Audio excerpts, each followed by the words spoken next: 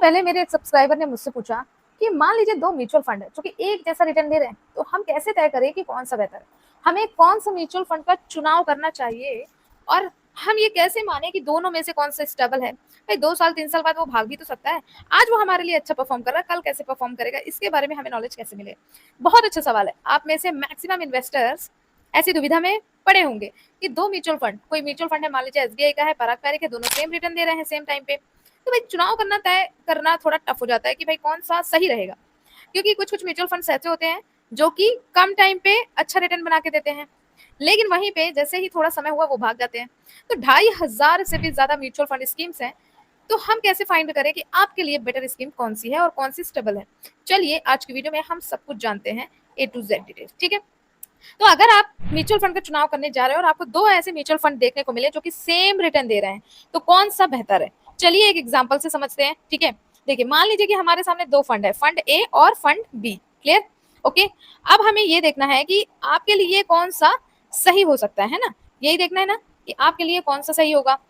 तो उसके लिए ना आपको कुछ जो रेशियोज होते हैं उनको चेक करना जरूरी होता है। ठीक है, वो रेशियोज कौन से होते हैं और उन रेशियो का क्या मतलब होता है, साथ में ये भी लिखा था क्वेश्चन में कि जो रेशियोज होते हैं उनका मतलब क्या होता है, तो वो भी हमें बताना है। तो चलो हम उसके बारे में डिस्कस करते हैं। तो सबसे पहले ये जान लेते हैं कि मान लीजिए कोई एक म्यूचुअल फंड है, फंड ए और फंड बी, आपके सामने दो म्यूचुअल फंड है।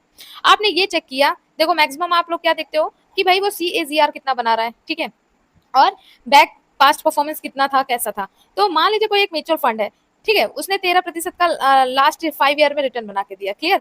और वहीं पे फंड बी को भी देखा आपने, तो उसने भी 13% का 5 साल में रिटर्न बना के दिया।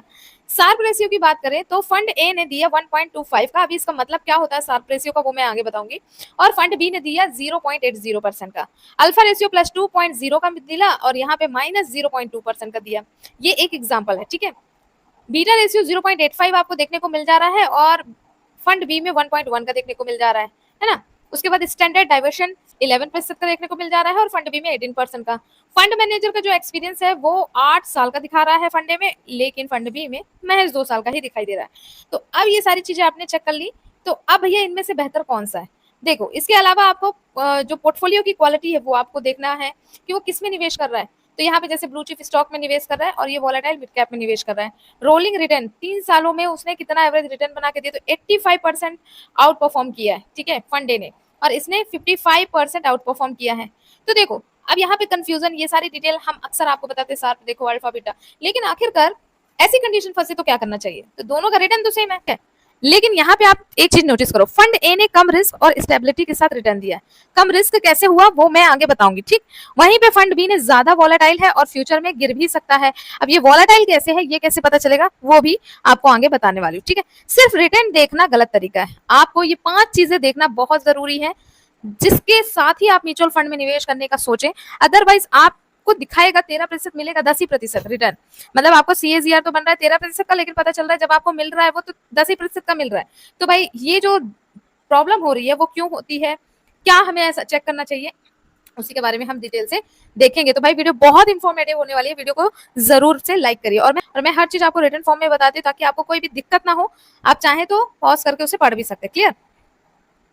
तो देखो अच्छे म्यूचुअल फंड को चुनने के लिए 5 स्ट्रॉन्ग पैरामीटर्स होते हैं जिसको आपको चेक करना होता है, नोट करते जाना बहुत इंपॉर्टेंट है। पहला शार्प रेशियो।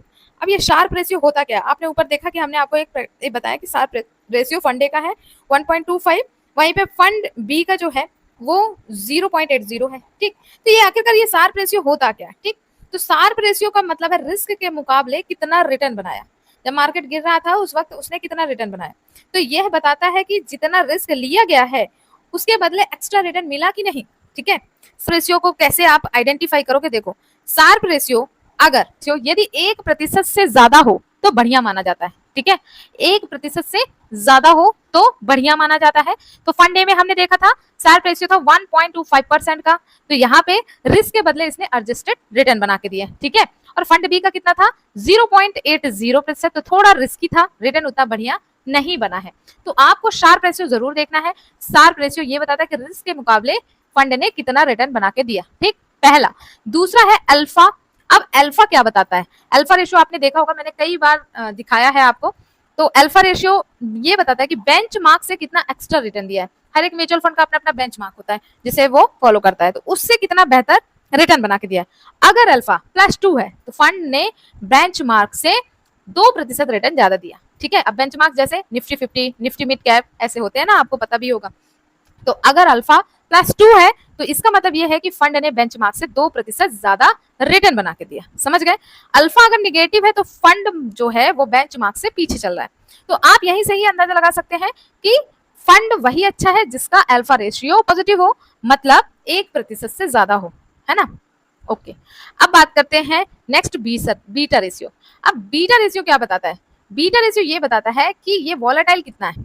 ठीक है, कितना वॉलेटाइल हो सकता है मार्केट, कितना गिर सकता है, कितना चढ़ सकता है ना। तो बीटा अगर 1 है तो उसका मतलब ये है कि फंड उतना ही ऊपर नीचे जाएगा, ठीक है, जितना मार्केट जाएगा। समझ गए? बीटा 1% से कम है तो मतलब मार्केट से कम वॉलेटाइल है। यदि बीटा 1 से ज्यादा है 1% से, तो मार्केट से ज्यादा वॉलेटाइल। नहीं समझे? अगर मान लीजिए एक बीटा रेशियो का मतलब कितना है कि फंड मार्केट के साथ कितना ऊपर नीचे जाता है, ठीक है, वॉलेटाइल कितना है। यदि 1% से ज्यादा है इसका मतलब मार्केट से ज्यादा वॉलेटाइल है फंड, और यदि 1% से कम है इसका मतलब मार्केट से कम वॉलेटाइल है। ठीक है, तो यहाँ पे स्थिर और अस्थिरता बताता है। ठीक, इसी से हम ये भी अंदाजा लगाते हैं कि ये जो फंड है वो आगे चल के स्टेबिलिटी रखेगा या फिर गायब हो जाएगा। समझ रहे हो? ओके, अच्छा, लॉन्ग टर्म इन्वेस्टमेंट के लिए लो बीटा फंड बेहतर माने जाते हैं। ठीक है, ओके, नेक्स्ट रेशियो की जिसका नाम है स्टैंडर्ड डिवाइशन।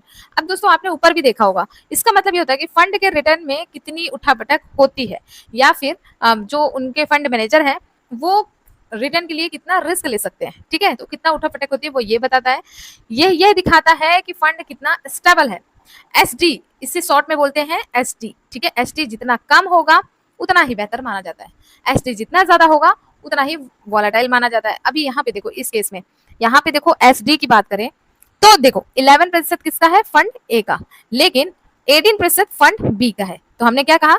जितना कम होगा वो फंड उतना ही ज्यादा बेहतर माना जाता है। क्लियर? ओके, तो यहाँ पे आप देख सकते हो, ये मैंने आपको ऊपर भी दिखा दिया। अब रोलिंग रिटर्न की बात करते हैं। रिटर्न मतलब कंसिस्टेंटली किसने कितना रिटर्न बना के दिया। ठीक है, इस फंड जो ये बताता है कि फंड ने हर समय कंसिस्टेंट रिटर्न दिया है कि नहीं। 3 साल का रोलिंग रिटर्न देखिए तो पिछले 5 साल में हर एक साल के ब्लॉक में फंड ने कैसा रिटर्न दिया है। अभी यहाँ उदाहरण से समझो, फंड ए का 85% बार बेंचमार्क को हराया है, तो वहीं पे फंड बी ने 55 बार ही आउट परफॉर्म किया हुआ है। तो यहाँ पे आपने देखा, ये बताता है कि फंड ने हर समय कितना कंसिस्टेंट रिटर्न बना के दिया। तो फंड ए ने 85% बार अपने बेंचमार्क से बढ़िया रिटर्न दिया है। सो इसका मतलब ये है कि फंड ए अच्छा है। ठीक है, ओके, अब कुछ बोनस चीजें हैं जो कि आपको जरूर देखना है। जैसे ये तो चीजें हैं रेशियोज की, लेकिन इसके अलावा भी कुछ रेशियोज होते हैं जिसे चेक करना बहुत इंपॉर्टेंट होता है, लाइक एक्सपेंस रेशियो। अब एक्सपेंस रेशियो क्या होता है? आप देखते होगे 1% या फिर उससे कम या उससे ज्यादा आप देख पाते होगे। एक्सपेंस रेशियो का ये होता है कि जो म्यूचुअल फंड में फंड मैनेजर्स होते हैं तो उनका चार्ज होता है ये। ठीक है, तो ये 1% से लेकर 2%, 4% तक भी हो जाता है। तो आपको ये जरूर चेकआउट करना है, ये भी फाइंड आउट करना है कि जितना एक्सपेंस रेशियो दिखा रहा है क्या उतना ही मिल रहा है कटने के बाद, है ना। तो आप ऐसे कैसे चेक कर सकते हो? जब भी आप म्यूचुअल फंड में निवेश करते हो तो एक्सपेंस रेशियो पहले कट हो जाता है। ठीक है, तो एक्सपेंस रेशियो फंड के खर्चे जितना कम होगा उतना अच्छा होगा। अब ये कितना कम होगा? 1% से कम के एक्सपेंस रेशियो को अच्छा माना जाता है। ठीक है, एग्जिट लोड। एग्जिट लोड का मतलब ये है कि अगर किसी कारण बस जल्दी पैसे निकालना पड़ जाए तो जो एक्स्ट्रा चार्ज लगते हैं वो कितना लगता है। मोस्टली 1% का बताया जाता है, लेकिन अलग अलग म्यूचुअल फंड्स में ये अलग अलग होता है। तो आपको ये अच्छे से चेकआउट कर लेना है कि भाई किस म्यूचुअल फंड में कितने प्रतिशत का एग्जिट लोड लग रहा है, और आपको ये भी चेक करना है कि पैसा निकालने के बाद उतना ही प्रतिशत कटा है कि उससे ज्यादा कट गया। ठीक है, उसके बाद AUM साइज या एसेट अंडर मैनेजमेंट। इसका मतलब ये है कि जो म्यूचुअल फंड है उसमें कितना पैसा इन्वेस्टेड है। ठीक है, कितने लोगों ने कितना पैसा इन्वेस्ट किया है। बहुत ज्यादा बड़ा भी होना सही नहीं होता है और बहुत ज्यादा छोटा होना भी सही नहीं होता। फंड मैनेजर की बारी, आप कभी भी म्यूचुअल फंड में निवेश करो तो कभी भी इस पॉइंट को मिस मत करना, क्योंकि फंड मैनेजर का बहुत रोल निभाता है फंड को ऑपरेट करने में। अगर फंड मैनेजर अच्छा एक्सपीरियंस्ड होल्डर होगा तो वो ऐसे स्टॉक्स में निवेश करेगा जहां पर आपको बेहतर रिटर्न बना के देगा स्टॉक। और अगर फंड मैनेजर नया होगा, उससे ज्यादा एक्सपीरियंस नहीं है, तो गलती भी हो सकती है और जिससे आपका जो पोर्टफोलियो है वो निगेटिव भी हो सकता है।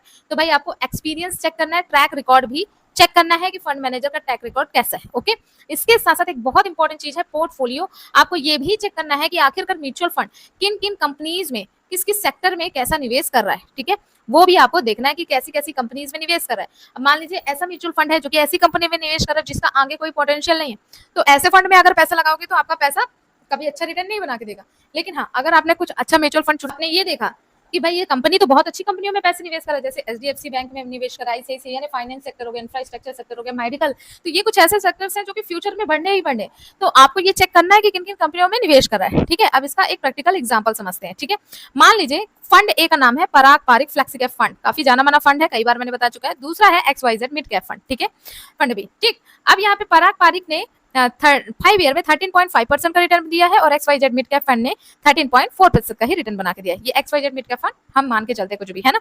शार्प रेशियो 1.40 है और XYZ का 0.78% है। अल्फा है +2, यहाँ पे -0.3, बीटा है 0.85, यहाँ पे 1.2। स्टैंडर्ड डाइवर्सन आप देख पाओगे 10.5% है, यहाँ 17% है। AUM 55,000 करोड़ का है और यहाँ पे मात्र 6,000 करोड़ का है।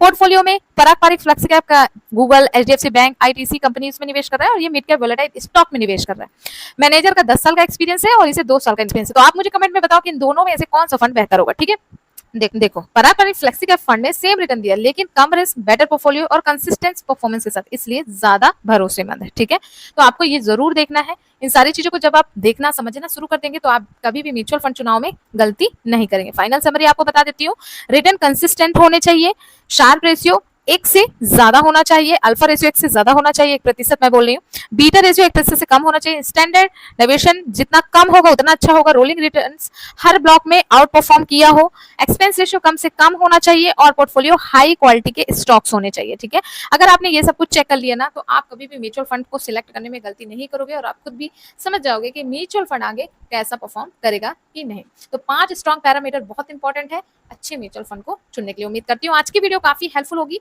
आप सभी के लिए। आप में से कितने लोगों को ये सारी चीजें पता थी मुझे कमेंट में जरूर बताइएगा और अगर आपके लिए वीडियो जरा से भी हेल्पफुल हो तो वीडियो को लाइक करके शेयर जरूर करिएगा अपने दोस्तों के साथ। मिलते हैं अगली वीडियो में। थैंक यू दोस्तों।